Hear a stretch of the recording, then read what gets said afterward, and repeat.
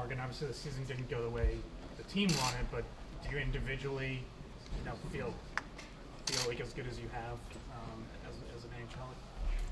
Yeah, I mean, production-wise, I think I took a few steps this year, and obviously it wasn't the start that the team wanted or I wanted personally, but I'm proud of myself for the way that things kind of came about, and I can't thank the organization enough for just kind of sticking with me through that, and just closing out the year the way we did. I think we played a few strong games towards the end, and it's something we can definitely build on for next year. Do you think there's anything in the off season you can do to prevent a slow start? Yeah, I mean, I was thinking about it a lot then. I'll be thinking about it a lot, heading into the summer. Maybe a little less, traveling. I thought about it, I was like, I drive here in the summer, it's a long drive. I was like, maybe that weighs on you more than you think. Maybe you get on the ice too early or too late. There's a lot of things that I think played into it. I don't think it was one thing. I came in physically, in the best shape that I've been in a long time, and it was just one of those things where I couldn't get going, and I think a lot of things compounded, especially with the way we were losing games, and mentally, physically, things just weren't adding up. So it's definitely something I'll think about the next week or two, and I'm definitely not going to change too much. Just try to get my foot on the gas a little earlier this time. Does that make, in a way, arbitration, nobody likes the idea of it, but does that make doing that and getting it done so you're on the ice for the entirety of training camp, is that part of what weighs into it if you're trying to get off to a good start? Yeah, I mean, I don't want to we hope it doesn't come to that. Obviously, nobody wants to go to arbitration, and it's not a fun time for anybody. Yeah, I mean, I'm going to prepare like I'm going to be at training camp day one, and it's not something I'm going to give too much thought about. I mean, I'll leave it up to my agent and Don and Cam, and just go about my business, and things will play out the way they're going to play out. I love playing in Boston. My family loves it here, and it's one of those things that I really hope works out, and we'll just see where it goes. Morgan, what's the most important thing for you on the next deal? Is it term? Is it security? Knowing that you're not going to be on the move, you can say 1 or 2 years from now. Yeah, I mean, anytime you can stick around, like I said, I love it here, and I'd love to be here as long as I can. So that's definitely a goal. But especially with a family now, and being able to be in one spot would be awesome. But like I said, it's a business at the end of the day, and people are going to have their opinions, and they're going to decide what they want to decide. But if it was up to me, I'd love to stay as long as I can, and I can't say enough about good things about the organization and the guys and the culture here. So definitely, I would love to stay for as long as I could. Morgan, considering I've talked to a lot of former players about leadership in a room, and there are several factors, one of them being age and experience, the other one being performance. If you're playing really well on the ice, voice is a little different in the room. Considering your performance this season and the need for leadership in this room, if you re-sign, do you consider kind of taking a bigger role in that next season? Yeah, I mean, we lost a lot of huge leaders in this room that were very prominent for a long time, and it seems like I've only been here a couple years, but I feel like with the guys we have and the young guys coming up, there's definitely a role I can play in the leadership department. But yeah, it's one of those things that I think kind of comes naturally, and if that's how things play out, that I come into that role, I'll embrace it as much as I can, and I'm more than happy to do it. I think there's a lot of good friendships that I formed in here, and that's something that will definitely be important down the road. And I think the leadership group we have now is great, and anytime you can kind of add different facets to that, and you can kind of talk to anybody you need for anything is definitely important for the team for sure. When you look at the growth since you arrived here, I mean, what do you sort of see in that entirety of the span for you? When I came here, it was right after the President's season and everything, and I kind of came here wanting to play for the best team in the league, and just the culture that they had, and I think everybody views the Bruins differently than every other team, just with how they've done things for so long. And I never imagined I'd be having the season I'm having, but I definitely had the confidence to know that I could grow my game here in both facets, defensively and offensively. And this year I think I turned a corner. I played with Dave a lot, and we grew some good chemistry together. And I learned a lot from him. I learned a lot from Pav and Lindy, just playing with those guys that have been here for a while. And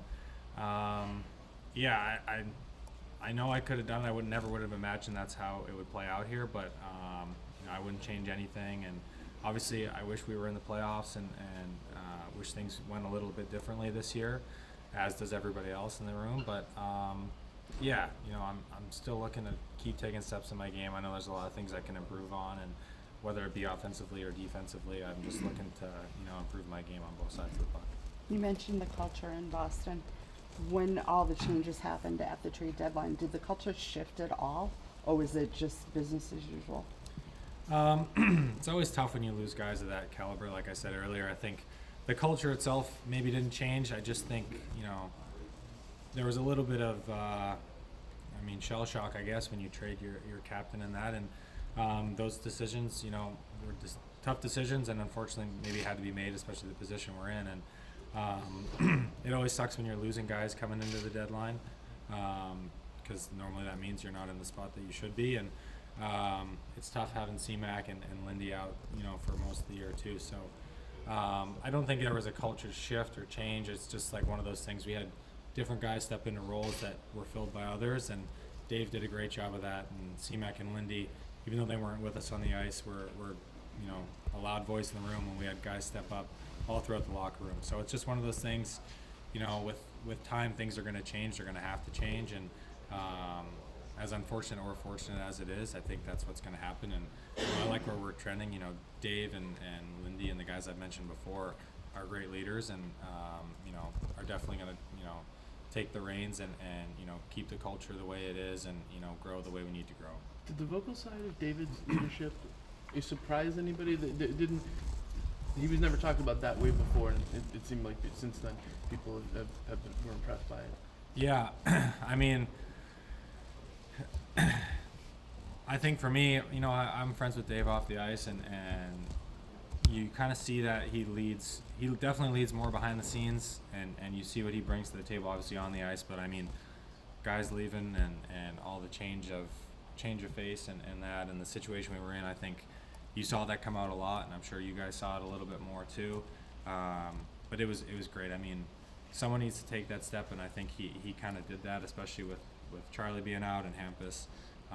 So I think that's something that we definitely, didn't take for granted, I think, and he definitely was, the leading charge towards the end of the year. It's like somebody's got to step up, and being the longest tenured guy and our best player, it's something that we definitely appreciated, and I think you saw the growth in him as a leader, vocally, especially at that point.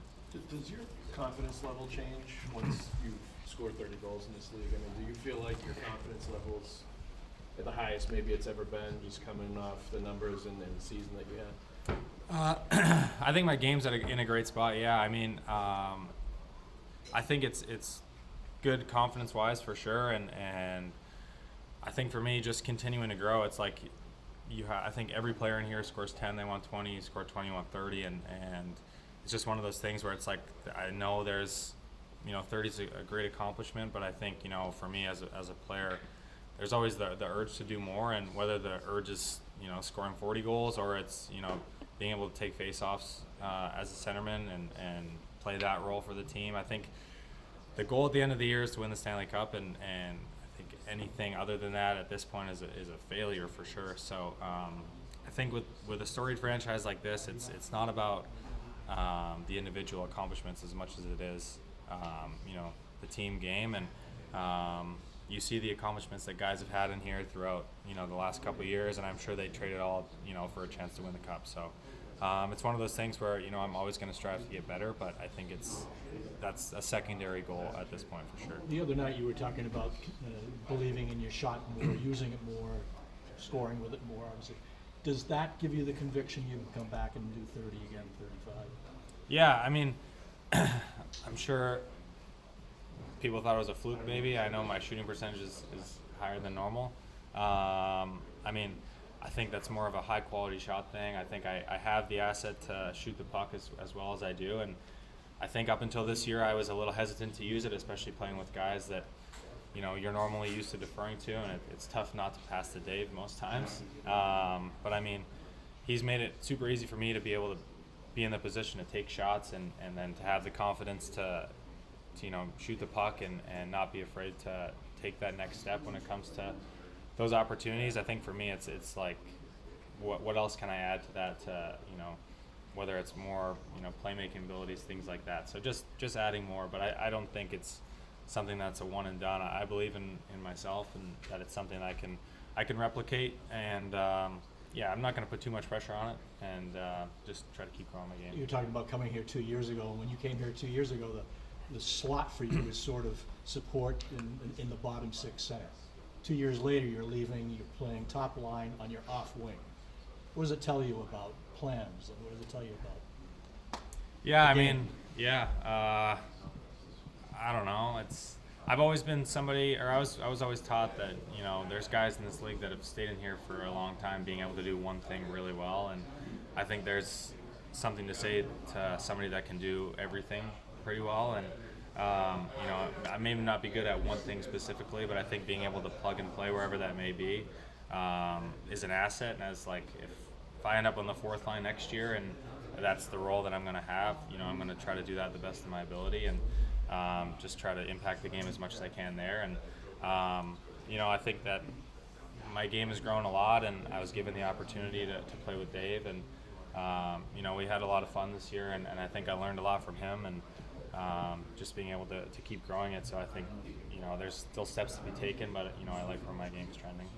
Morgan, more of a personal question, but often when like a player has the surgeon you did, or an actor gets a big role in a movie, they hear from people they haven't heard from in a long time. Anyone reach out to you that, you know, an old teacher or a neighbor or someone, an old coach or something?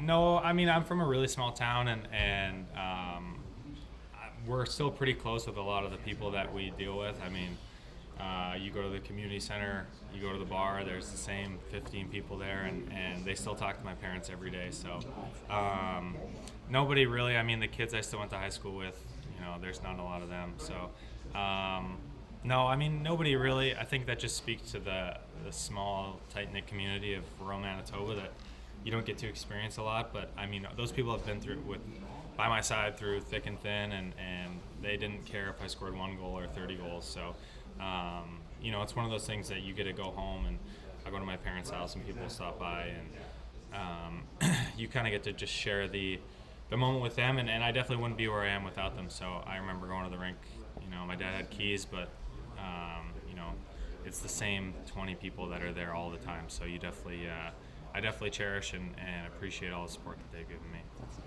You'll drive tomorrow? Drive? Yeah. No, I'm gonna drive at the end of the month. Yeah.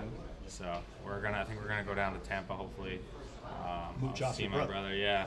So, but yeah, it'll be a good trip, and then me and my dog will make the long drive home. He must be wired. Yeah, no, he's good. He's excited. You know, it's always, the playoffs are the best time of year, and as unfortunate as I'm excited for him, and wish it was us, but you know, I'll be cheering for him for sure.